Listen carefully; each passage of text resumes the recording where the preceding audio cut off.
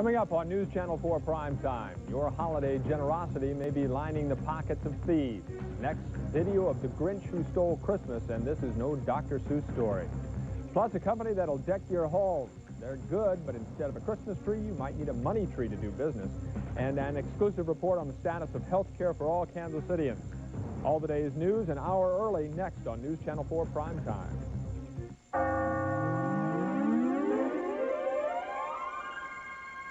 From Kansas City's 24-hour news channel, this is News Channel 4 Primetime.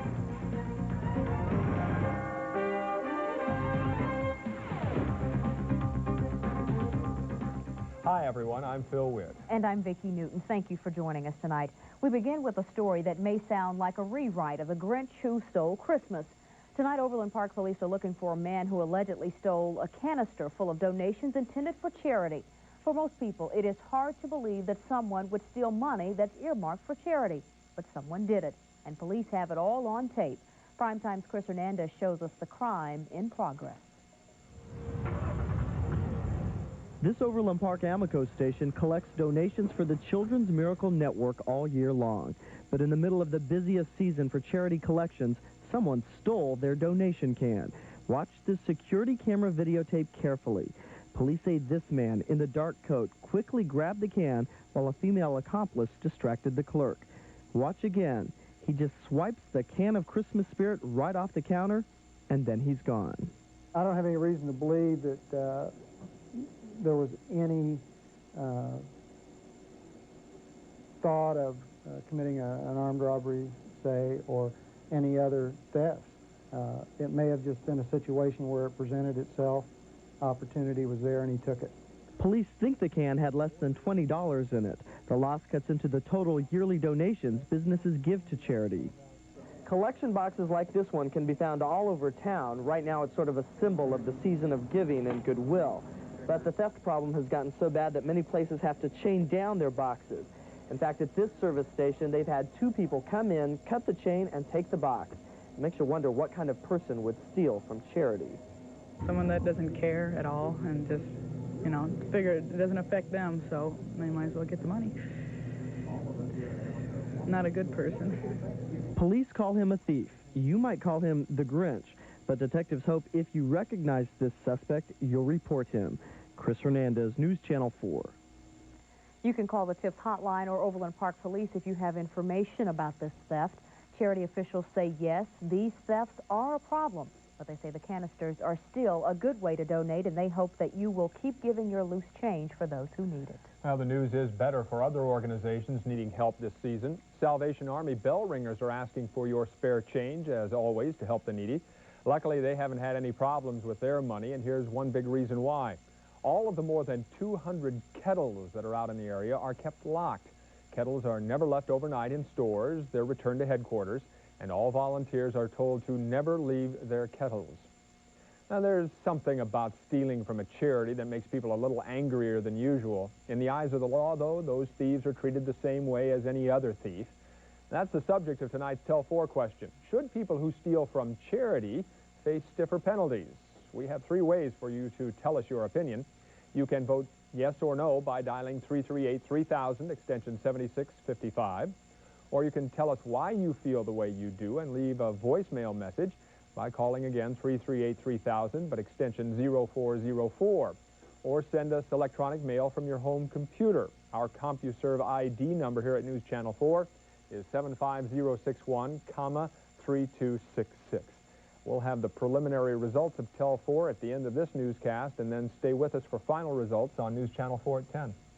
In other news tonight, just moments ago, an innocent 9-year-old boy in Kansas City, Kansas was reportedly shot in the shoulder not long after a man was murdered just a few blocks away. Police say 2 men were arguing in the 1700 block of North 32nd Street. We're told 1 man was shot and killed at the scene. The alleged trigger man ran from the scene, chasing a man who was apparently a friend of the victim. The friend ran to a home several blocks away, trying to get away.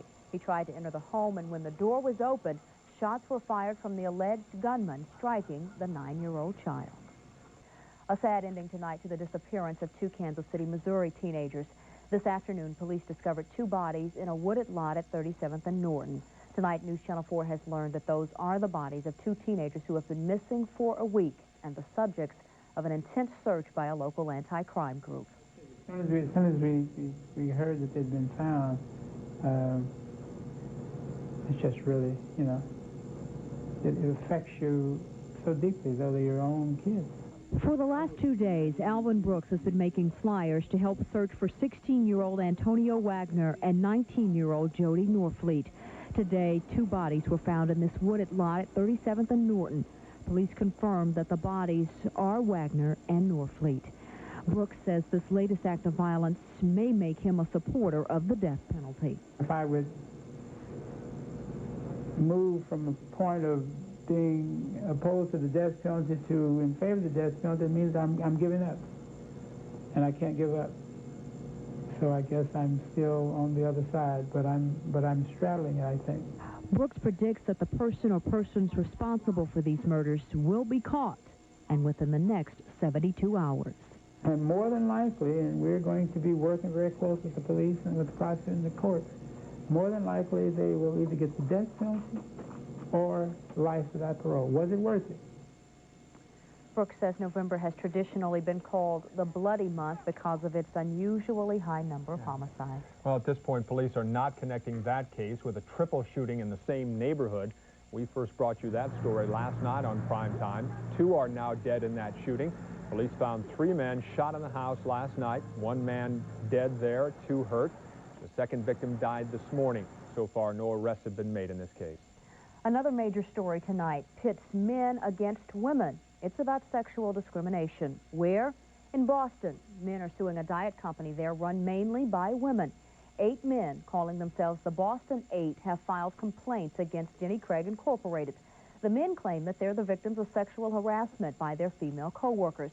Primetime's Chris Jones is working on this story out of New York, and he joins us live from our affiliate there. Chris, the men are claiming they were denied promotions because of their sex and that they were ordered to perform demeaning jobs, among other things.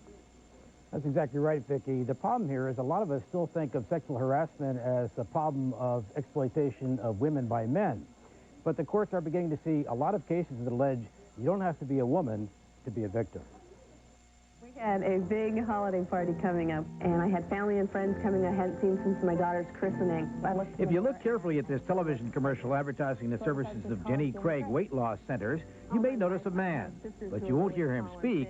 And although the woman talks about herself and her child, we won't know anything about the man with her. It was an absolutely wonderful feeling. But not an absolutely wonderful feeling for 8 former male employees of Jenny Craig Incorporated. They're accusing the predominantly female-managed company of treating them like the man in the commercial, as if they didn't exist or worse, subjected to harassment simply because they are men.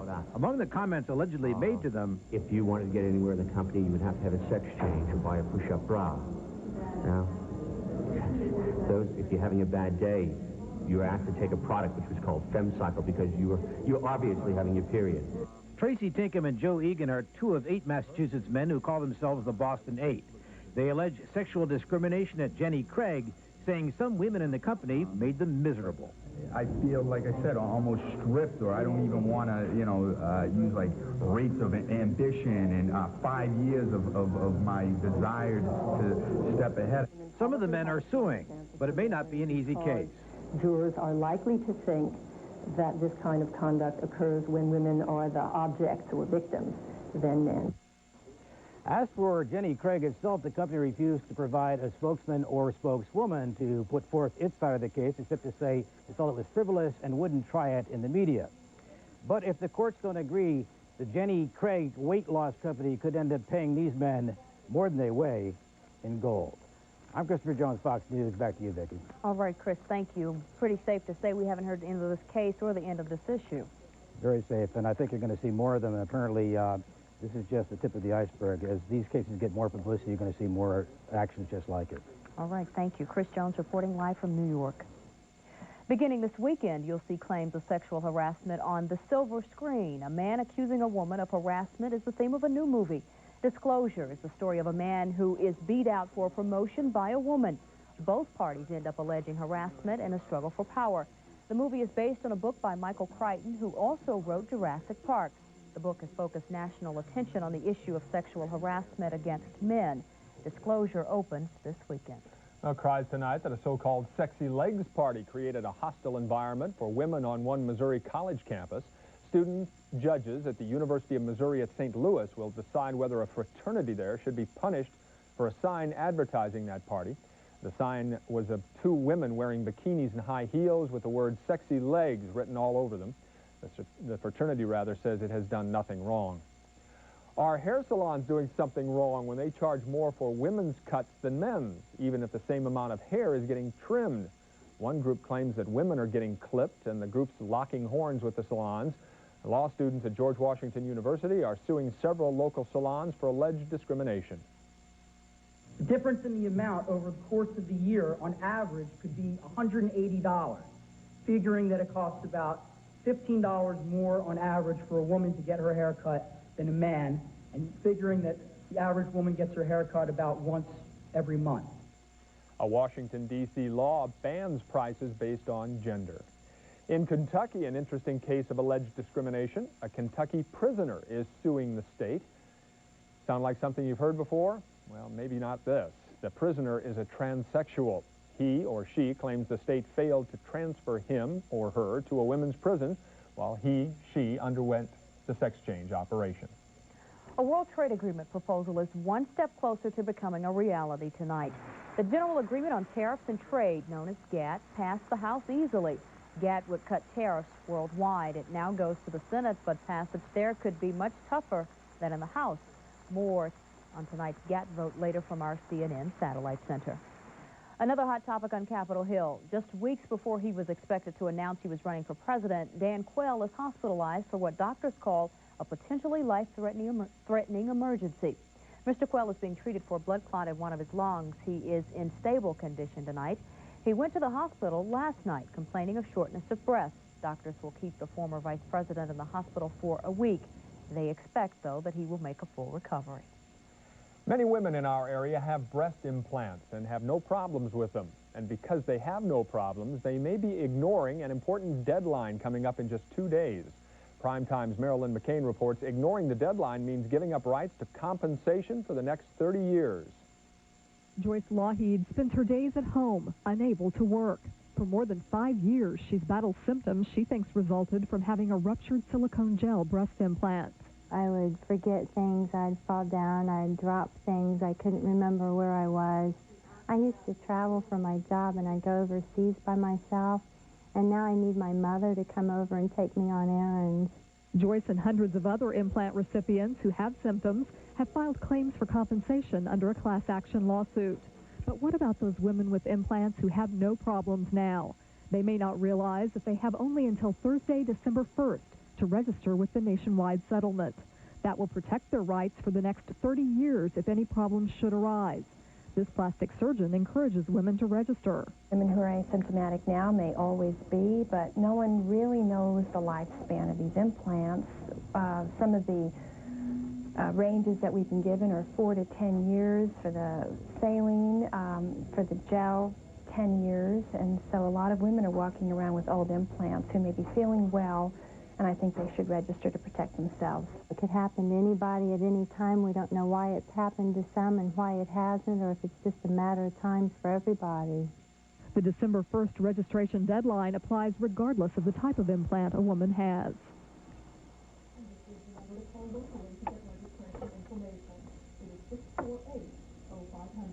You will need to fill out some paperwork.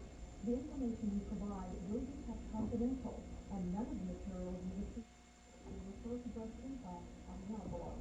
This proposed settlement is enormous, $4 billion in all, Marilyn. But proposed is the key word there, Phil. There's still a lot of legal wrangling ahead before it's clear if that will hold and just how much money each woman will get. All right, Marilyn, thanks very much. Sometimes it seems as if the people who need health care the most are among the hardest to find. So, how do you give them the critical care they need? Ahead on Prime Time at 9:31, see the operation that's reaching Kansas City's medically underserved. Also at 9:26, see what went into the making of the Material Girl. Up heading our way, but that usually spells big wind, too, this time of the year. The forecast at 9:21. And while the weather outside isn't so frightful, a local company still tries to make the inside more delightful. A story about decorating with lots of dollars. We're back in 2 minutes.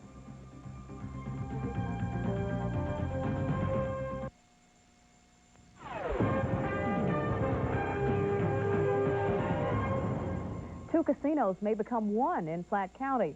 Boomtown will fold its plans to build a floating casino along the Missouri River near I-435. The Nevada-based gaming operation will instead merge with another casino farther downstream in Riverside. The $70 million project is called Riverside Park Resort and will go up along the river near I-635. That's just a few blocks from the Argosy Casino complex. All that remains now is for the developers to receive the approval and licenses they need for operation. Well, Donald Trump, look out. You may have some competition. A $1 ticket could turn into $95 million with tomorrow night's Powerball jackpot, and as you can imagine, everyone is getting in on the action, taking a shot at winning those 6 big numbers and that mighty big jackpot. Lottery machines are in overdrive tonight. I have to confess, I went out and bought a ticket today. I might buy 1 or 2 more. And it's on my list of things to do tomorrow. It's a good investment, huh? Yes, it is. Well, at least personally speaking. I'm not going to recommend that for everybody, but for this anchorman, it's a good investment. And with that money you win from the Powerball, if you do, you can do a power job at decorating your home for the holidays. No longer do you have to go through the hassle of dragging the strands of lights and heavy boxes of ornaments from the basement. Tonight, primetime Stephanie Nishikawa says you can deck the halls of your entire house and never break a sweat. The family who lives in this home is away, so Santa's helpers are at play. They're giving this old English house a facelift. In just a few more hours, it'll look like Christmas. The holidays are a busy time for Ranchview Interiors. 25 years ago, they decorated 2 homes. Today, that list has grown to over 200 rich and famous clients across the area. People more and more are entertaining at home. Rather than going to the country club or the restaurant to entertain, they're doing more parties at home, and so they want the house decorated. A crew of 4 decorators wraps the garland around the staircase railing.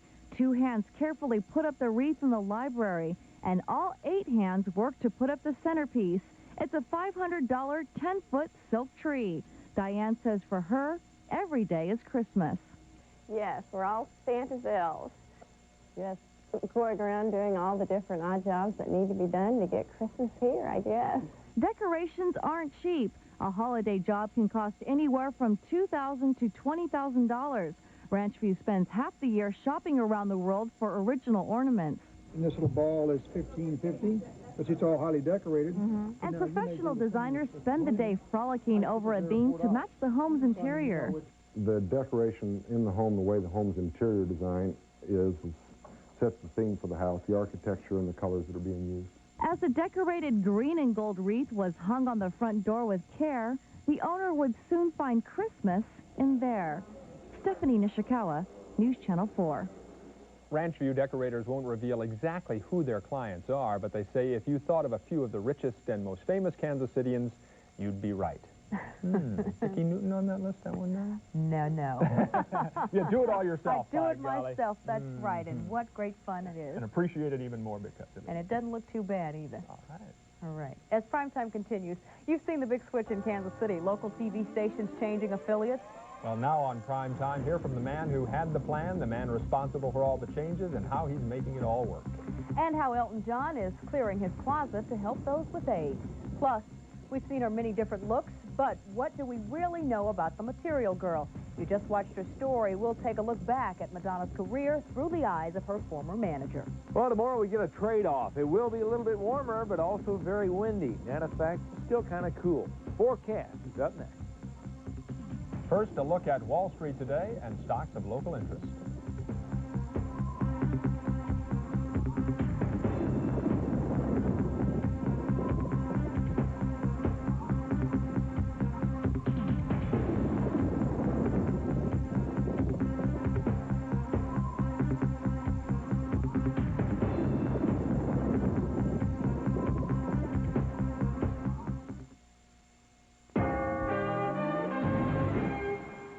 Well, we've talked about Christmas decorations, and it's actually beginning to look a lot like Christmas in the area. Well, you believe it or not, it is clear skies overhead right now, including St. Joe, where they're reporting flurries. And you say, how is that possible? That's right. How is that possible? We have 85% humidity up there, and the temperature's around 25, 26 degrees, and so what it does, it just squeezes what little moisture is in the air out into ice crystals. They're little snowflakes, probably the type you only see in the street lights. So it's not going to accumulate, but but it is happening, and that could happen here because the temperature is dropping rapidly, and humidity is also soaring to up above 80%. Look at the temperature reading. It's already 21 up in Omaha, 29 over in Topeka, 25 at the International Airport. So if in the street lights, or if you're going out to the Quick Trip to buy that lottery ticket later on this evening, you may see a few flakes of snow, but it'll be just tiny, tiny little ice crystals. High pressure is parked down over Oklahoma tonight. We have very dry air. That's why it's cooling off rapidly. I think we may bottom out around midnight, 1 or 2 o'clock in the morning. But we also have warmer air moving in from the west, which will warm us up pretty rapidly tomorrow. Travel problems primarily in the southeast. Charlotte had thick fog that reduced air traffic today for a while because some of the runway lights were out. And heavy rains tonight continue on down across southern Georgia into Florida. It'll still be raining along the eastern seaboard tomorrow morning, so if you have travel plans in that direction, that's going to be the big travel problem. And also some snow and rain up in the Pacific Northwest, along with the system that's heading in our direction. This is actually the leading edge of warmer air, and the transition from the chilly air that we have to the warmer air usually involves some cloud cover and windy conditions, and that's what we're expecting tomorrow. So with the additional clouds and the additional winds, it'll actually be a little warmer, may not feel that much warmer tomorrow because of that. But Thursday, wow, it's going to be nice. Up into the 60s. The cold wave of Tuesday and Wednesday moves east. We go into the mild air, and we'll stay there until the next wave comes our way. And that looks to be a real powerhouse coming in on Sunday.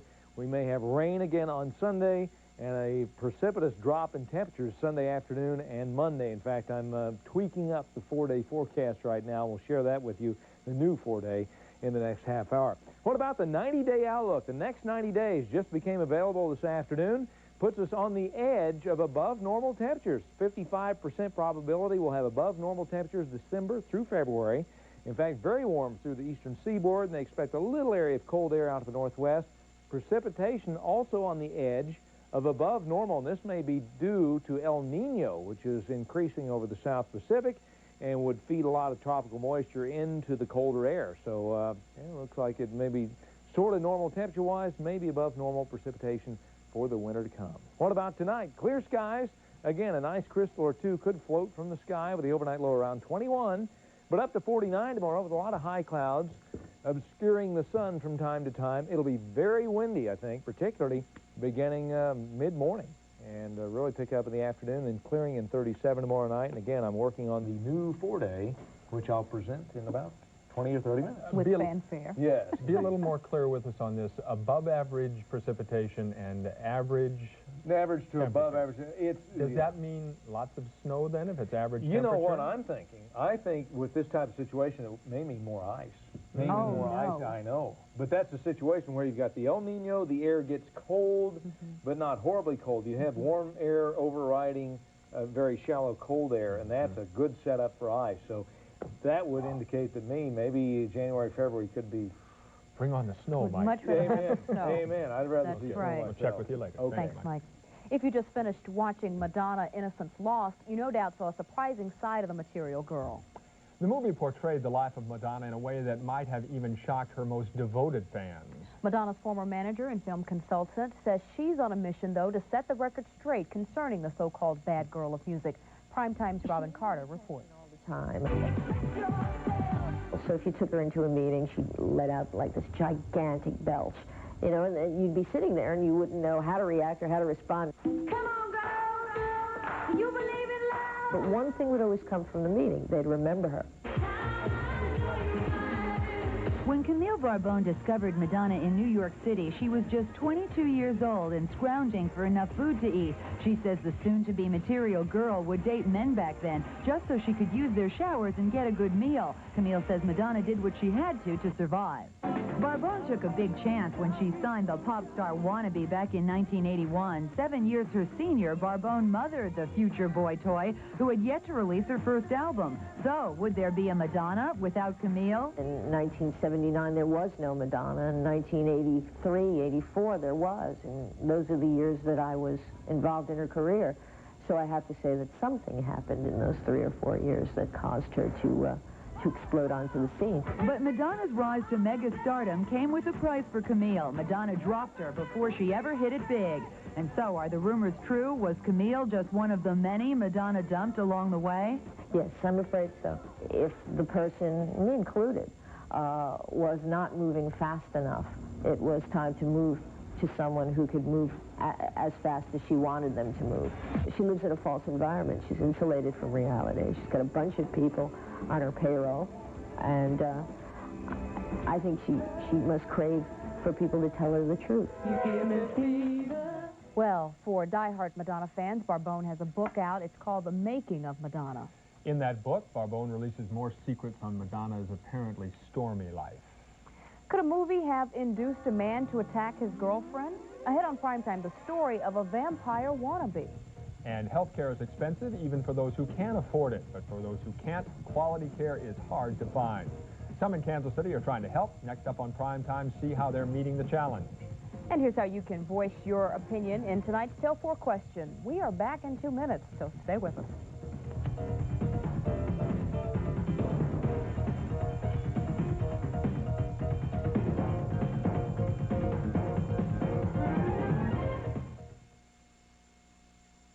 When it really counts. Count on News Channel 4, the only station with 4 AMS-sealed meteorologists. Stand by camera 3. The only station with the best state-of-the-art gear, up to the second information when it counts most. And a look at what's heading our way. Mike Thompson, Gary Lezak, Dave Dusick, Diane Kaczmarek. News Channel 4 weather when it really counts. Wow, what a sale! Hi, this is Rochelle for Carpet Corner. During our pre-holiday clearance, you'll save money. Company coming? Choose beautiful queen carpet with Anso crush resistor nylon, the carpet for all walks of life.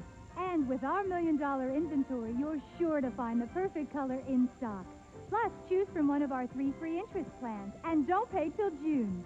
Hurry into Carpet Corner today.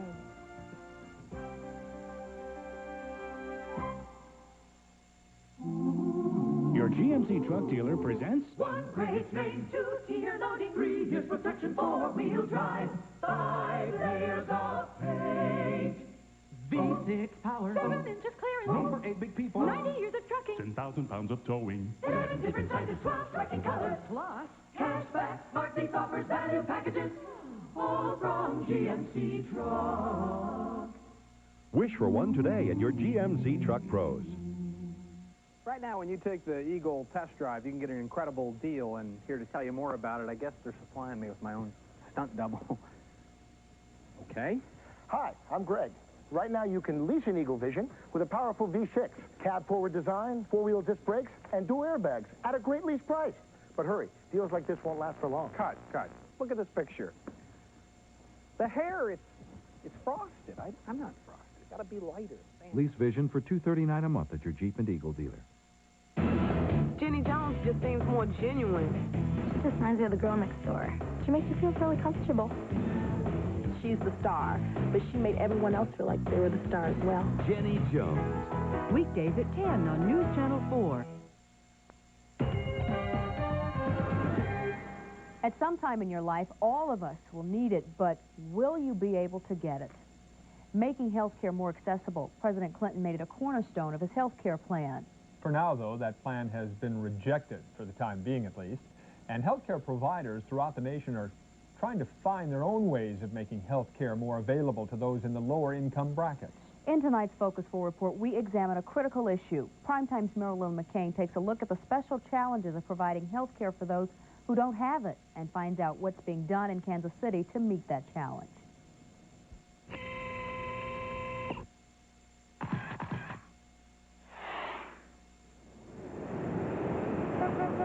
Those who need health care the most are often the hardest to reach.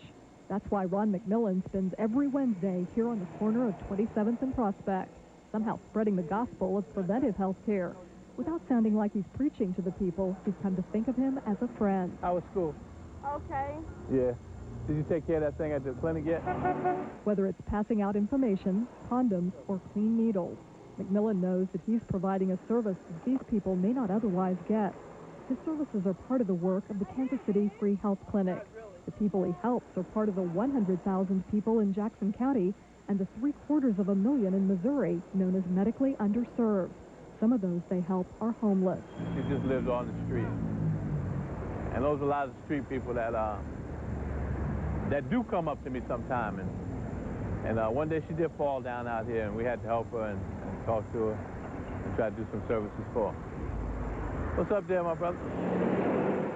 Some live in poverty, and others simply don't understand the need for preventive health care. A lot of people out here, they won't go to a hospital until they're shot up, stabbed up, or beat up. Then they'll go to the hospital. But they don't understand that if they will go in and get checkups and become involved with some type of medical care early on, that it would be less expensive. The streets are just one place that the medically underserved receive health care. Others turn to clinics. Because a lot of us don't have insurance, and it makes it hard when we don't have medical help without insurance. That's why Eloise Lofton comes to the Samuel Rogers Clinic. Our clientele is roughly about a third of them are on welfare. And another third we can cover with grants and stuff like that. And there's a segment that essentially does not have any money to pay for anything. Money is not just a problem for those seeking health care at the clinics, it's also a problem for those running them. Rogers says while the funding the clinic receives has remained the same for the past 15 years, the need for its services has increased. Because of that, the center has been forced to tighten its belt. Fewer employees are now asked to do more things with no increase in pay. But that's not stopping them from caring for those in need, or from developing additional services like providing child care for mothers and providing translation services for those who don't speak English. Funding is also a challenge here at Truman Medical Center. The hospital serves an average of 120,000 patients a year, and approximately 90% of those come from the inner city. Funding is only part of the challenge of providing health care here. Lack of health education and crime are obstacles as well. I think there's a medical and health care challenge in that the inner city population tends to have a higher burden of illness and injury. Certain things like hypertension and high-risk pregnancy are more commonplace in that population. Doctors in this emergency room also see more violent crime victims than in other hospitals in the city. We see a lot of penetrating trauma, gunshot wounds, stab wounds, as opposed to the blunt traumas of car accidents. But we see a lot of that too, but it seems to be disproportionate gunshot wounds and stab wounds, especially in our younger population. That's all a negative lifestyle that you have to pay for, and that you cannot get where you're going. But it's also among the younger generation that health professionals see an opportunity to cut the need for health care. They say the opportunity is in educating them. You need to start thinking about taking ownership about your life and making decisions about yourself. And that's some of the things we want to discuss here. How many of y'all use drugs? What do you mean by drugs? Alcohol, marijuana. McMillan gives speeches like this one to inner city youth. He hopes that by speaking in schools, he can let students know that they are in control of their own bodies, and that by avoiding drugs and gangs, by wearing a condom if they have sex. How many of y'all are sexually active? I got on. How many of y'all lying? And by caring about their health at a young age, they can reduce the risk of serious long-term health problems. Hopefully, through education and services provided at clinics and on the street, those who need health care the most can take positive steps to a healthier life. Oh, what a pretty baby. Marilyn McCain, News Channel 4. Pretty eye-opening. Remarkable what young people are involved in and facing out there. It is. If you'd like to know more about what kind of health care outreach is available and what's being done to bring health care to those who need it most, Ron McMillan has a radio talk show on that subject every week. It's called What's Happening, and it airs each Monday night at 6 on KKFI, and that's 90.1 FM on your radio dial. In other news, soon it could be cheaper to trade with the rest of the world, but not everyone's happy about that. Harris Faulkner is in the CNN Satellite Center. Harris? Vicki and Phil, I'll bring you the latest on a proposed historic agreement. As we found out, it's passed one hurdle on Capitol Hill. We'll tell you about it and preview what it's now up against. And an amazing story, allegations of a so-called vampire attack. Plus, what can superstar singer Elton John do to help raise money for AIDS research? A hint, it has to do with some pretty wild clothes of his. It's all ahead from the CNN Satellite Center.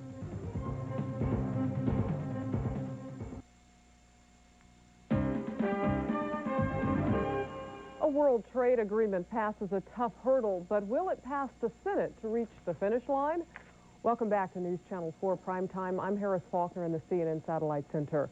House Republicans and Democrats worked together to pass the General Agreement on Tariffs and Trade, known as GATT. It went through with a 288 to 146 vote today. This sends the measure to the Senate now for an even tougher battle. Supporters there still don't have enough votes for passage. GATT would cut tariffs by 38% worldwide and create a powerful World Trade Organization. The new body would referee trade disputes.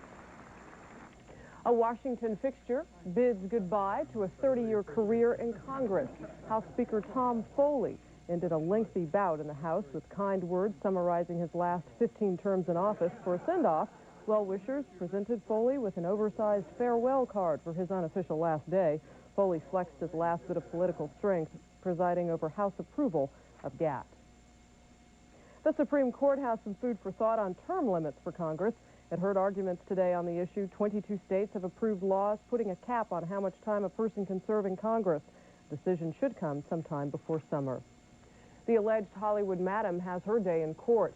Now a jury will decide the fate of Heidi Fleiss. Prosecutors have portrayed Fleiss as the mastermind behind a high-priced Hollywood call girl ring. Her attorneys argue entrapment by the police department. If the 7-man, 5-woman jury convicts her, Fleiss could spend 11 years behind bars.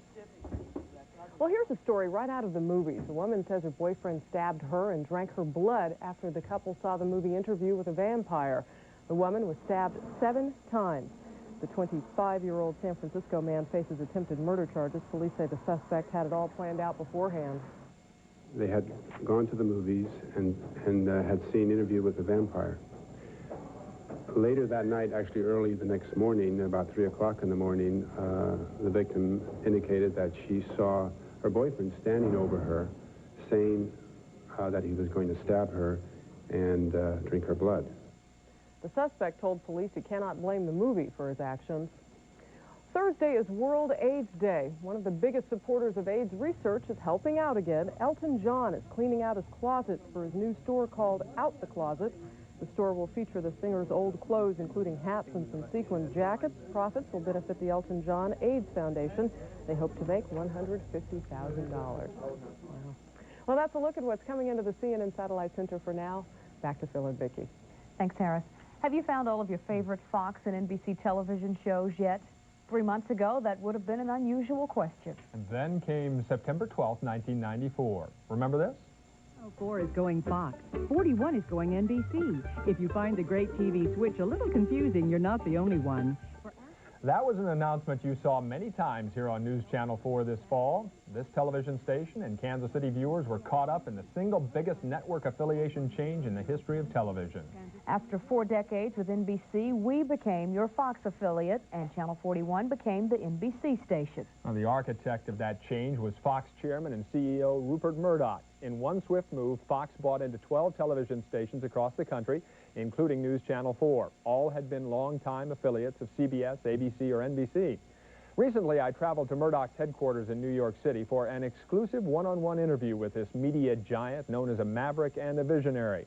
We've been bringing you segments of that interview this week on Primetime. Tonight, Mr. Murdoch and I talk about the massive viewer confusion caused by News Channel 4 switching to Fox. What are your observations about what's transpired since that time? Well, it's led to tremendous confusion within the industry. I think it's led to a lot more competition. There's much greater emphasis on news, greater emphasis on local initiatives. The networks, the big networks are pretty furious with me, but that's okay. As long as the public are pleased. We have to get over the period of confusion where people will settle down and know exactly what's on which station. Is that anxiety a little counterproductive at this point? How long is it going to take to overcome No, I think that we just have to confusion? promote our way through it, and people will get used to it. Were you anticipating the kind of confusion? There's been tremendous confusion in Kansas City, as you probably know. A lot of adjustment. People still aren't used to the fact that Fox shows are now on this station that used to be NBC and vice versa. So did you anticipate that kind of a confusion? Absolutely, yes. But we'd had changes before, not 12 at once or anything like that. And we'd had very successful changes. For instance, in Miami, we went to a major VHF station there a couple of years ago, and that's been very, very successful. And they've managed the changeover very well up to this point. Changeover, they have tremendous amount of news. Viewers have accepted it now pretty well? Indeed they have. And more stations and viewers in other parts of the country will be going through it as well. So far, News Channel 4 and our sister station in Cleveland have converted to Fox as part of that 12-station deal earlier this year. On December 11th, other sister stations in Milwaukee, Detroit, Atlanta, and Tampa will switch from CBS to Fox. Later in December, the same thing happens in Phoenix, and then in early January, Boston. By next summer, the remaining stations will convert as well. And as many of you heard in a segment of the interview which aired Sunday, Mr. Murdoch doesn't plan to stop there. He says even more Fox network affiliate switches are in the works. You know, Rupert Murdoch never stands still. He always seems to be looking to the future. He has remarkable influence over the Fox shows and how they're scheduled from day to day as well. And tomorrow night in our exclusive interview, we'll talk about his plans for programs that appeal to more than young adult viewers and about expanding to other parts of the day besides just evenings. Talking about daytime soap operas as an example and late-night programs. All right, then. Look forward to even more, Phil. What happens when kangaroos take on bulls? That sounds like an interesting battle. And you'll get to see that coming up. Frank Bowl shows us the highlights. You know, I've asked Rupert Murdoch for more warm weather. Personally, I don't know how he's going to buy it, but we'll see. It does look like it will get much warmer, in fact, on Thursday, with or without Rupert. We'll tell you about that next. I'm Glenn Pierce. And I'm Sue Mason. Wednesday on the morning show, poinsettias are in full bloom everywhere. Our green thumb expert will be in with some tips to keep them beautiful the entire holiday season. Connie Stevens has a new holiday album. She'll join us with her two daughters to tell us all about that. That and more on the morning show. A wonderful way to start your day. It's time for the McDonald's Holiday Film Fest, featuring great movies like Field of Dreams, If You Build It, Back to the Future, The Land Before Time, and 5 Goes West, each just $5.99 with the purchase of any large sandwich or extra value meal. And each video includes a mail-in rebate offer for Jurassic Park, available at video outlets nationwide. So enjoy this special time of goodwill toward men and cats. Hi, I'm Jim Palmer. At the Money Store, you can now refinance your home for up to 100% of its value. That's right. The Combo 100 loan gives you maximum borrowing ability by letting you refinance up to 100% of the appraised value of your home. And it's usually tax deductible. With the Money Store's Combo 100 loan, you can refinance your existing mortgage, pay off your credit cards, and even get some extra cash. The Combo 100 loan from the Money Store. Call 1-800-LOAN-YES. When you need a new car and money is tight, you gotta be smart with your money. That's where Ford Escort fits in. Escort is a smart choice for safety because dual airbags come standard. Escort is a smart choice for dependability with fewer reported problems than any other car in its class. And Escort is a smart choice for value because now you can lease one for only $199 a month for 24 months. So when you're getting ready to spend your hard-earned money, the smart money's on Ford Escort. Only at your local Ford dealer. On the news, it's the courageous musicians of the Titanic. We have to keep playing! Why? Who says the band has to keep playing while the ship sinks? You don't see the janitor sweeping! Tonight at 11 on News Channel 4. 5 women, brutally murdered, the cops baffled, until a reporter stumbles onto a trail of unspeakable horror. Watch the next occurrent affair. Tonight at 10:30 on News Channel 4.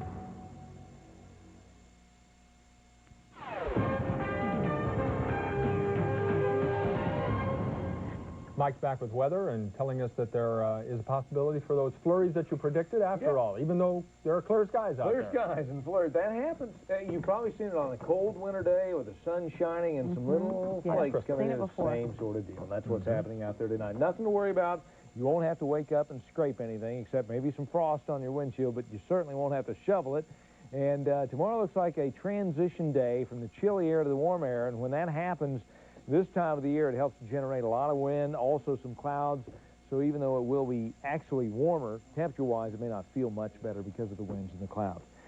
But it could be a lot worse. The record snowfall for today's date is 9.1 inches. Oh, it could be much, much worse. So we haven't had, well, we had not ice crystals, lots of ice crystals there.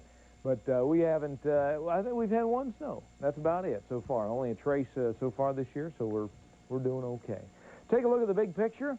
Southeast getting a lot of rain. That's tapping some moisture from the Pacific and a little bit off of El Nino.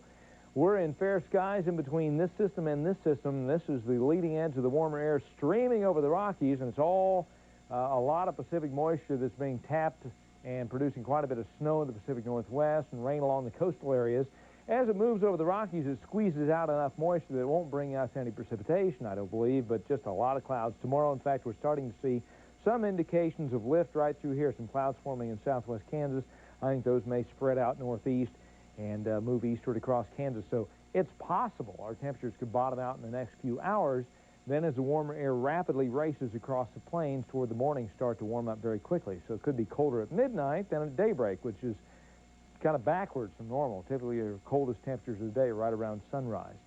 Forecast map for tomorrow, lots of high clouds through the middle part of the day, also pretty windy.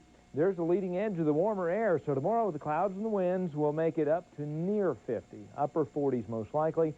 A lot of snow on the ground through here, so even with sunshine, it's going to be a tough day to warm up in Minneapolis with a high of 29. Nice 60-degree weather down to the south. Watch that 60-degree line move toward Kansas City on Thursday. I think we'll at least hit 60 to 62, and it looks like it'll be back around 60 again on Friday as well. So some very nice weather for the end of the week. And then, of course, for the weekend, the Chiefs forecast still looking like rain and colder temperatures. In fact, we may have a similar condition to last Sunday where it got colder during the day. Current readings run from 23 in Falls City to 25 at the International Airport. We have 33 downtown, 32 in Grandview.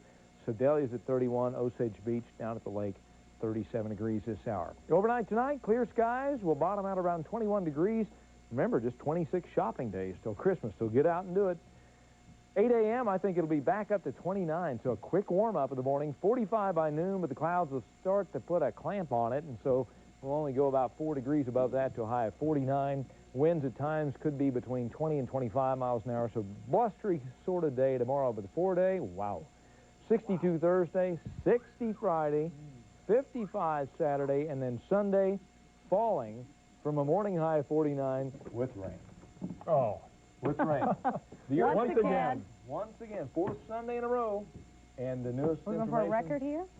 Hey, let's just do it all winter. Why not? I remember one winter when it did that. I mean, it was lousy every weekend, nice during the week, and it did it for weeks on end. Well, you don't have to break the record. Okay. I don't want to. What a lousy it could happen. All right. Well, perfect weather for kangaroos. That's because they played indoors. That's exactly right. That's right. They're Doesn't hopping all over Municipal Auditorium down there tonight. I'll tell you what, the Roos opened their Mid-Continent Conference schedule tonight against Buffalo. Now, these two are way ahead of everyone else in the country in that department. Most conference schedules don't start until after the first of the year, but not tonight. Go to Municipal Auditorium, UMKC against Buffalo. The Roos, Derico Rollins on fire in the first half. Nice drive there, 15-14 Roos. Volleyball match broke out during the game. Watch this. Tony Berg will finally get it to go down for the Roos, 21-20 UMKC at that point. Just before the half, Buffalo's James Anderson is going to hit a three-point shot coming up here. You'll see it fire to the outside. It'll fire from the right side. And the game was tied at 33. But as the clock runs out, Terry Dickerson, UMKC led 35-33 at the half. But the Roos, they ended up losing a tough one, 68-67, their first ever conference game as a Division I school. Coming up at 10, all the second half highlights from that contest, plus K-State opened their regular season tonight. I'll have highlights from that and some other key games around the country. And the heat is on over at Arrowhead. It's time for the Chiefs team to step up and find out what this team is made of as they go down the last 4 games of the season. All Big 8 coaches team came out tonight. Cordell Stewart outpointed Chad May as quarterback for the All Big 8 coaches team. On the AP vote, they tied. Right. Now, that's the writers and broadcasters. But the coaches picked Cordell Stewart. And Colorado's Rashawn Salam was the Walter Camp winner as the most outstanding football player in the country. He is up for the Heisman. He could win that as well. Pretty good indication. And he's going to come back next year because now with Rick Neuheisel as the new head coach, he says, hey, I'm going to come back and play my senior year. Why not? Might as well. All right. Thanks, Frank. We have one late night call sure to top off your day. It's your nightcap, and we're betting that the whole house will be reaching for that telephone tonight. You can get set for a trip back in time or let an area choir sing you through. Make sure you stick around for your nightcap next. Stay with us.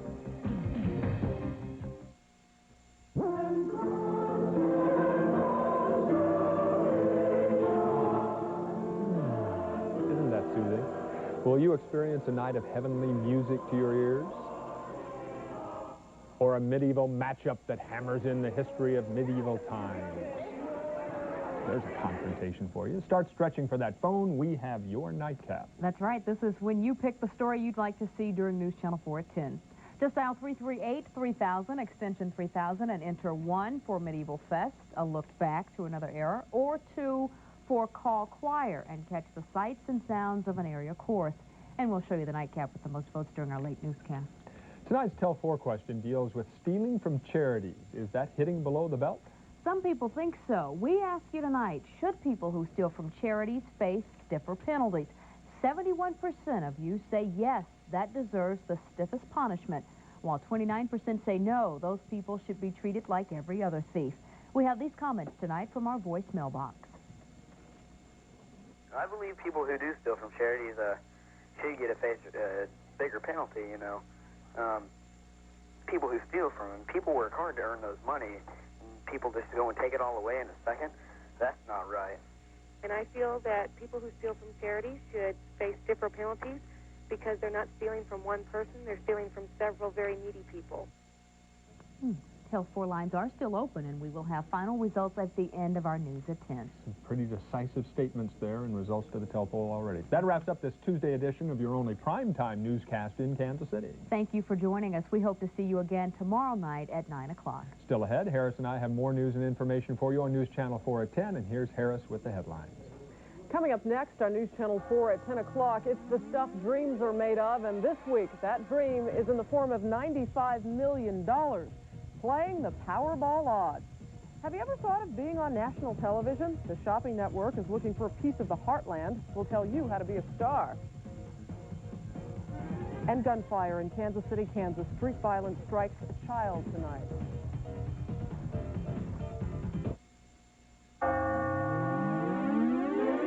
From Kansas City's 24-hour news channel, this is News Channel 4 at 10.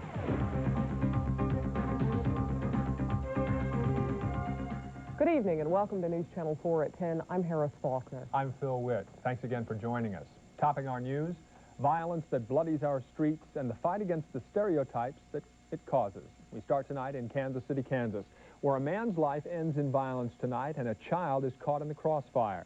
Police say 2 men got into an argument in the 1700 block of North 32nd Street. 23-year-old Michael Peggy was shot and killed. The gunman then ran after one of the victim's friends. The friend tried to seek shelter at a random house a few blocks away. The gunman followed and shot a 9-year-old boy in the shoulder as he opened the door to find out what was going on.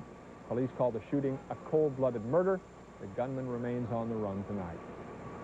In Kansas City, Missouri, the search for 2 missing teenagers ends tragically. A passerby found the remains of 16-year-old Antonio Wagner and 19-year-old Jody Norfleet, their bodies partially decomposed in a wooded area on the city's east side.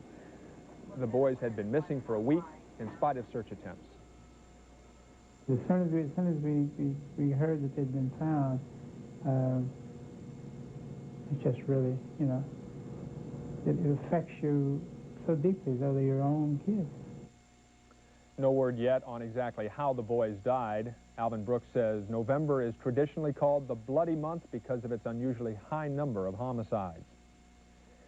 And just a few blocks from where the boys were found, more death from a shooting last night. As we first told you on News Channel 4, a group of men approached a house on Kansas City's east side and started shooting. 1 man died last night. A 2nd man died today. Meanwhile, a 3rd victim remains hospitalized. At this point, police have no one in custody. Each of the homicides we just told you about involves black men. The news media often report negative stories about black men in particular, and some people say the positive stories are ignored. Our Pam McKelvey reports it's an issue the black community struggles with every day. And what we try to do in Alpha Phi Alpha is portray that positive black male image for them. So from that, we work with Hilltop Boys Home, and we have the Cub Scouts.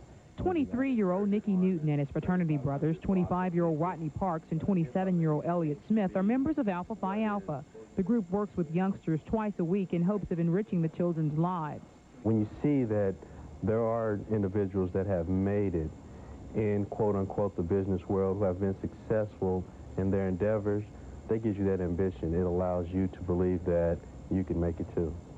The Alpha Phi Alpha building is located at Swope Parkway in Agnes, a neighborhood familiar to television cameras because of shootings.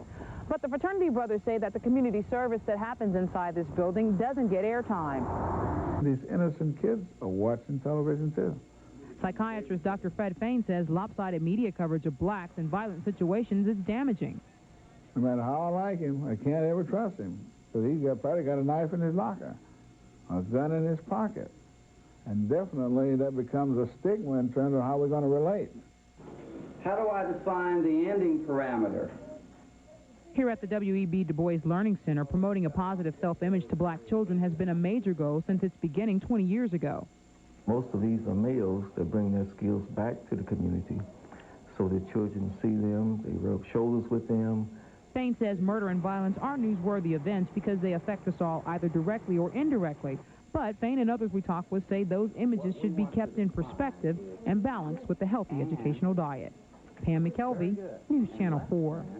There are several groups in the Kansas City metro area which work with African-American young people to make sure they don't fall prey to the stereotype. Now, here are just a few, along with the phone numbers. Image Makers is a church-based group in Grandview. Project Redirect works to reform first-time offenders. The Frontiers International Group works with young high school males and helps them through college. And 20 Good Men is in Kansas City, Kansas. We will repeat that list and the phone numbers for you a little later in the newscast. Other area groups focused on helping kids and adults lead better lives come together tonight. YouthNet of Greater Kansas City, the Full Employment Council, and the Metropolitan Energy Center celebrated the first 10 Kansas City AmeriCorps graduates. AmeriCorps is a local version of President Clinton's AmeriCorps program aimed at helping communities. They have gone through an intensive training period to be accustomed to Kansas City, its needs, to operate as a team approach to community problems, and from this point forward, they will go out into the community to do community service projects. The AmeriCorps graduates will make 100 drug abuse presentations, conduct 200 home energy audits, and weatherize 200 homes this year and next year. Tonight, Overland Park police search for a man who allegedly stole a canister full of donations intended for charity. It sounds like a 1990s version of The Grinch Who Stole Christmas. And because it is the 90s, we have it all on tape. Take a look at the security camera videotape taken last week from the Amoco gas station at 75th and Metcalf. Police say this man in the dark coat quickly grabs the can of Christmas spirit right off the counter while a female accomplice detracts the clerk, and then they're gone. The dollar value here isn't significant, but I think we're in the season now for giving and the season for charitable acts, and this is going against the grain. If you recognize the suspect in that video, call the TIPS hotline at 474-TIPS or the Overland Park Police Department. Whoever stole that money faces up to a year in jail and a fine. Some say that's too light a sentence since the victim is a charity. Do you agree? Should people who steal from a charity face stiffer penalties? Call tonight's Tell 4 poll at 338-3000, extension 7655. Press 1 if you think charity thieves should face harsher punishment, or 2 if they should be treated the same as any other thief. We'll have the final results after sports. Why build two when one will do? Two companies planning riverboat casino complexes in Platte County join forces, and that story tops tonight's Region 4 Digest. Instead of building its own gaming development near I-435, Boomtown will become a partner with Riverside Park Resort. That's a proposed $70 million gambling, entertainment, and commercial development farther downstream near I-635 in Riverside. The Argosy Riverboat docks just a few hundred yards from there, also in Riverside. It's another sign the holidays are near. The airfare wars have started. TWA is one of several airlines cutting fares anywhere from 15 to 50%. Continental Airlines first cut its fares, then TWA and Northwest followed suit. He's accused of trying to toilet paper part of his hometown from an airplane. But today, 37-year-old Robert Moore of Independence, Kansas, pleaded innocent of flying while drunk, littering, and refusing to take a breathalyzer test. Police say Moore was drinking with friends and bragged he could hit Main Street with a roll of toilet paper from his airplane. He missed the street, but came dangerously close to hitting a nearby television tower. His trial is expected in January. 50 million people around the country tune in to QVC, which will soon feature a touch of the heartland. The shopping network is looking for Kansas-made products to be showcased and sold on QVC Live from Wichita next May. The event coincides with Wichita River Festival. Yeah, they've done those state-made products before and kind of featured them in theme shows and done quite well with them, haven't they? You bet. They can talk about better made and all that kind of stuff. All you need is $1. And as they say, somebody has to win. Yeah, $95 million at stake in this week's Powerball lottery drawing. We go live to one outlet later on. First, though, will GAT get the go-ahead? The House of Representatives takes a crucial step. That story when we return.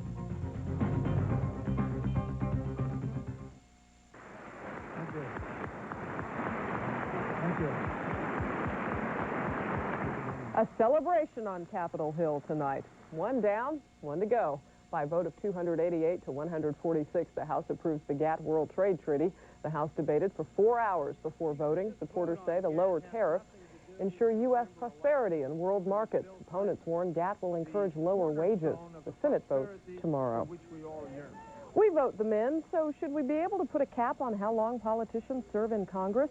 The Supreme Court tackled that issue today, specifically whether states have the right to impose congressional term limits. 22 states already have some type of term limit law on the books. Here is your Heidi Fleiss update. The fate of the accused Hollywood madam is now in the hands of a jury. The L.A. jury started deliberations this afternoon. Fleiss is accused of running a call girl ring for Hollywood's rich and famous. If convicted, Fleiss faces 11 years behind bars. The autopsy on Jeffrey Dahmer is complete, and a pathologist is trying to get the go-ahead now to study Dahmer's brain. The doctor wants to see if Dahmer has any brain abnormalities, which might explain why he murdered in such a gruesome manner and ate some of his victims. Dahmer was killed in prison yesterday. Dan Quayle's doctors say they are optimistic. The former vice president was admitted to an Indianapolis hospital last night for a blood clot in one of his lungs. Doctors expect Quayle to recover completely, but he has to stay in the hospital for about a week. Quayle was expected to announce a run for the White House. Those plans are now uncertain. Charities rely on the goodness of our hearts to survive, and this time of year is especially important. So should people who steal from charity face stiffer penalties than other thieves? We'd like you to call our Tell 4 poll. It's still not too late to tell us how you feel about this. Up next, what would you do with $95 million? Well, it has millions trying their luck at hitting it big.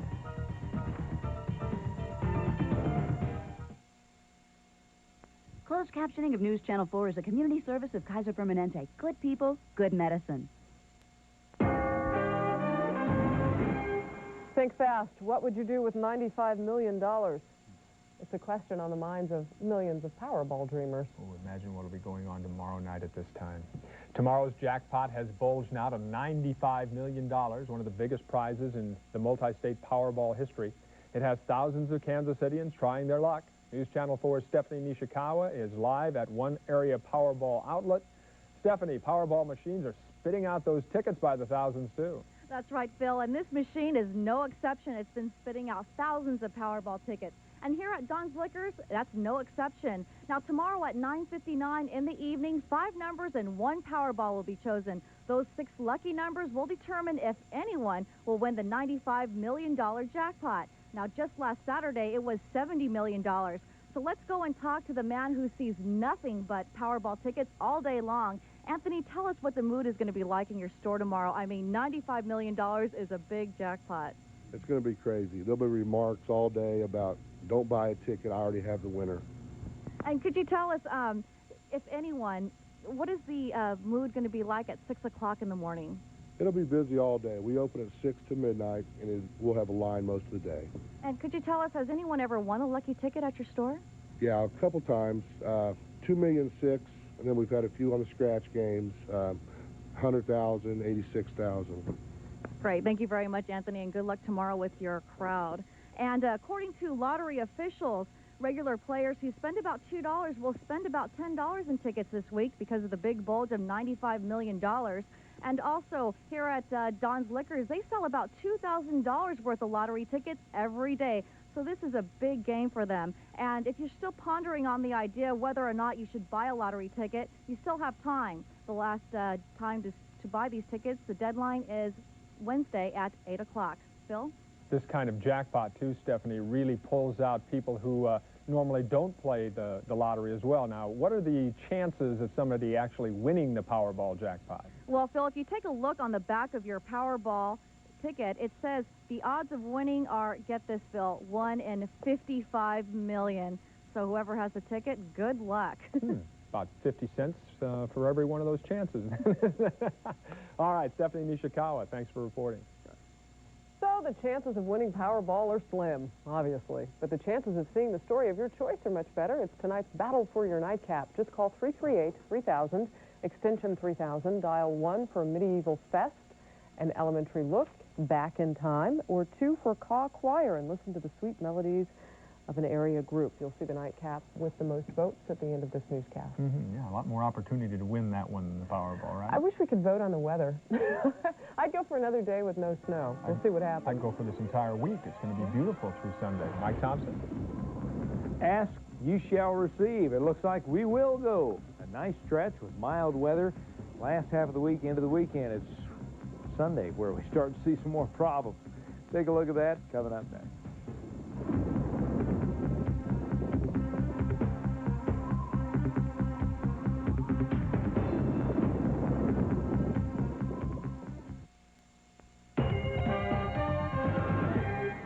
Do you just dread decorating your home for the holidays? Then hire someone to do it for you. Ranch View Decorators, for example, started small 25 years ago. Now it has a booming business and an expensive one in some cases. This holiday job can cost anywhere from $2,000 to $20,000. Ranch View Decorators won't say exactly who their clients are, but they say if you guess who the most rich and perhaps the most famous Kansas Cityans are, you'd be right on target in a lot of cases. My grandmother would bawl me out if I did that. For not doing it yourself. Yes. Do it oh, yourself. my goodness, that would be a big ruckus in the Faulkner home. Well, we But did. it's a good idea. Get a red tight on time, I suppose. can of red spray paint. You can make things look very festive in your house. Not just, you a scare little me. tag art in your own home. That's right. That's right. Merry Christmas along the wall. Boy, it looks great. All right, something less scary. How about 60s? 60s, I think nice. we'll do it on Thursday. I think we'll do it on Friday. Saturday will be in the 50s, and Sunday you go right into the tank. Great. Not a good place to be. Great. Isn't that wonderful? Go back to the 60s. Okay, well, we'll get to that, yeah. It's very cold out there tonight. The bottom is dropping out of the thermometer. We're already in the 20s. We've had some ice crystals falling from the sky at St. Joe. Even though the skies are clear, humidity's up around 80 to 85%, so it squeezes every little bit of moisture out into light flurries, but that, while that may be the case tonight, it's not going to be a big deal. We will see warmer temperatures, much windier conditions coming in tomorrow. High today was 45 degrees after a morning low of 22, so it was a decent warm-up. The record low is 3, set in 1976, and the record high is 77, way back in 1933. What about the long-range forecast? Let's take a look at it as the Earth spins on by. This is December through February, and the long-range outlook puts us in about a 55% probability of above normal temperatures, which is still cold, but above normal. And a very high probability of above normal conditions all the way to the eastern seaboard, a little colder than normal up in the northwest. What about precipitation? Well, it puts us in about a little better than 55% probability of above normal precipitation. I think this is because of the effects of El Nino out in the South Pacific. That's the warm Pacific waters, and it generally tends to inject a lot more moisture into our atmosphere. This type of scenario with above normal temperatures, below normal or above normal precipitation would probably trend toward a better chance for ice storms than snowstorms. We'll just sort of have to wait and see. It's kind of a vague long-range forecast, but that's the trend that I see. As for tonight, high pressure is parked over the Red River with a cold, dry airflow from the west and northwest. Already in the teens as far south as Omaha. We're dropping to the 20s here and 30s elsewhere across Missouri, except for the Boot Hill, a few 40s down south. Skies crystal clear most of the day, but there was a little curl in the atmosphere, a little disturbance that brought snow to Omaha, Lamoni, Kirksville, and now it's moving on over toward Peoria tonight. We have clear skies. It'll stay that way the rest of the night. Those clouds are the leading edge of warmer air, and I think that creates a lot of lift, and therefore we may start the day sunny, but during the middle part of the day we'll have a lot of high clouds around, and that'll sort of put the damper on the major warm-up tomorrow. It'll also be windy, so it's going to feel a little chillier as we head toward the high in the upper 40s. Thursday, though, the leading edge of the warm air arrives right around daybreak, and so it's going to soar into the low 60s on Thursday, and it looks like we're going to stay in the milder air on Thursday and Friday and Saturday until that next wave of cold air arrives on Sunday, and that'll spell problems. If you're planning to go to the Chiefs game, there's probably at least 60 or 70,000 of us that may be doing that. 25 right now at KCI, 33 at the International Airport, 33 here on Signal Hill. The skies are clear. The moon comes up after 3. Humidity 74%. Light southwesterly winds. There could be a flurry or two in the sky tonight. Otherwise, clear down to 21 degrees. But the warm air kicks in sometime between 3 and 8 a.m. Therefore, it may be back up to as high as 29 degrees first thing in the morning.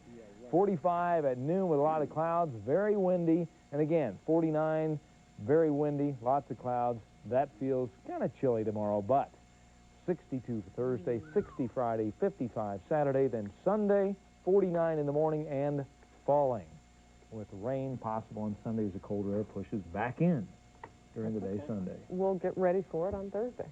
Good idea. Okay. Soak in the rain. You'll like it. Thanks a lot. Should people who steal from charity face stiffer penalties? Our Tell 4 lines are still open. Tell us what you think. First, though, who knows if Joe's a go? The heat's on at Arrowhead, though. Frank's up next with sports. And here are tonight's winning lottery numbers.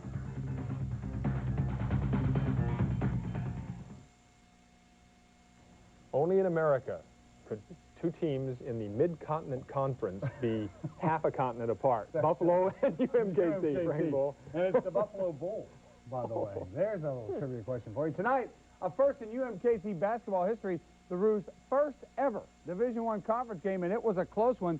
Roos led by 2 at half. In the second half, a steal by Tony Berg. He'll finish it. Watch as he comes back up court here. You'll see Berg underneath, puts it back up. Now, as he comes back, he trips, he stumbles. He has a bad back. He re-injured it. Came back in the game, but he fouled out with 15 points, 11 boards, and they missed him. Later in the second half, Aaron Washington, nice, fouled, couldn't convert the three-pointer, 55-50 UMKC. Buffalo's true freshman, Mike Martino, hit 4 three-pointers in the second half. The Bulls led 66-61.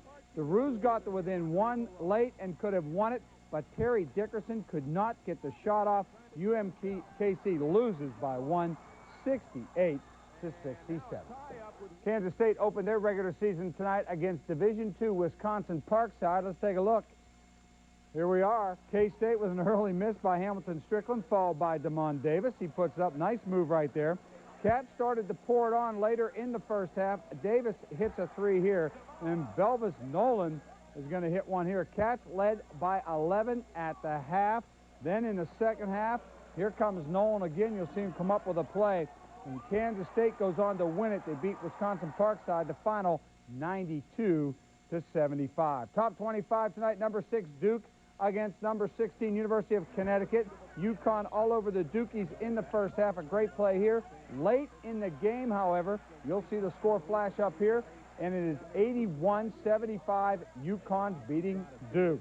Number 8 Florida against Boston College. Gators just too quick, too much, too good. Gators win by 26, 91-65. Sacramento State at number 15 Minnesota. Sacto State played well early, but the Golden Gophers, well, they were too big and too much late in the game, and Minnesota wins it 102-84. Other games tonight, North Carolina beats Pitt. Number 11 Maryland over Loyola of Maryland. Wake Forest beat Davidson, and Syracuse hammered poor Colgate. Still no word on Joe Montana's status this Sunday, but don't be surprised if Joe doesn't play against the Broncos with that sore arch. Here's some good news. John Alt, Marcus Allen, and Neil Smith should practice this week, so they should all play on Sunday, right? Let's hope so, because as Al Walsh reports, the heat is on over at Arrowhead. It may be the most unique challenge of Marty Schottenheimer's stint as the Chiefs head coach, getting a beaten and battered 7-5 football team into the playoffs. Along with injuries, the problems have come from just about all over. A month ago, defense, most recently offense. One recent concern, play selection. questioned on Sunday by even Joe Montana. And apparently Joe didn't want to hear the play call from the sideline. Joe appeared unhappy, and so did running back Greg Hill. Whenever they call a play, you need to be able to execute it. And they need to be able to call the right play when you're in the right area of the field. On Monday, Marty had a tough time recalling the situation. A wave-off-like thing, like he was a little bit disgusted after, I don't know if it was a play call. No. You don't remember anything like that? It didn't look like... On Tuesday, things were a bit different. Anytime you're not being as efficient as you'd like to be, then that's the first thing that people want to talk about or focus on. But it's never been a matter of play entry. You know, I would reiterate what I said before. Play calling is overrated. What isn't overrated is team chemistry and how important it is to team success. Right now, the Chiefs need it more than ever. The most important thing for us all to hang together, you know, is disappointing to everyone. But as long as we stick together, we believe that we're going to still get it done. We're 7-5. We're still in position to get in that postseason tournament, which is what we're looking at. Somebody said to me last week or a week ago, I said, Coach, you really like this challenge. I said, not really, but I've never really been involved in a season that's been unlike it is right now. I mean, you know, it's always gone down to the wire. I've become accustomed to that. Well, it's going down to the wire again. And once again, the Chiefs and Marty Schottenheimer have to make a mad dash to the playoff finish line. Beaten, battered, and ready for any challenge, even one this unique. Al Wallace, News Channel 4. All Big 8 coaches team, Cordell Stewart is the starting quarterback, and Chad May was voted number 2. Second command, that's good. Yeah. Thanks, Frank. Okay. We're back in a moment. Don't go away. Something new from Earth Grains is making the rounds. New Earth Grains pizza rounds. They have this handy edge to keep things in, so you can put almost anything in one or on one and make a meal. But here's the big question. Do you fill them with your favorite topping or top them with your favorite filling? One bite will give the answer. Maybe 2 bites. You can fill them, but you can't top them. New pizza rounds from Earth Grains. Bread at its best. Over the years, some pretty hungry folks have stopped by my place. The Mega Meal from KFC is back. I like Mega Meal. Your choice of chicken, a ton of side dishes, even a whole pie, just $14.99. And this week, get a Wile E. Coyote mug. Must be his mugshot. Just $1.99 with every Mega Meal. Collect all 4. The Mega Meal from KFC. Enough food to feed your whole family. Or one Tasmanian devil. Your GMC truck dealer presents... One great name, 2-tier, non-degree. Here's protection for wheel drive. 5 layers of paint. V6 power. 7 inches clearance. Room for 8 big people. 90 years of trucking. 10,000 pounds of towing. 11 different sizes, 12 striking colors. Plus, cashback, smart lease offers, value packages. All from GMC Truck. Wish for one today at your GMC Truck Pros.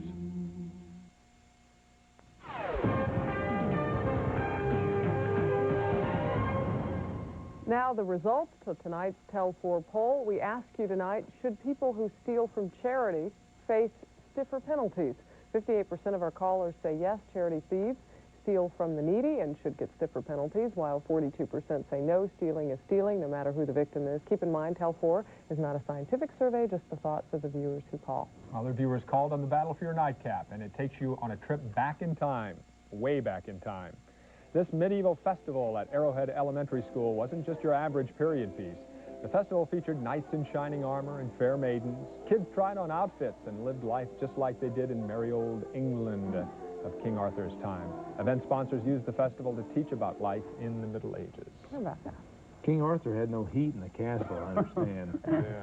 Well, he'd need it tonight. They had to eat raw lamb for lunch. Had to go through snowstorms and rainstorms in England. And he had to walk 6 miles to school. In other words, it wasn't too fun. Good night, everybody.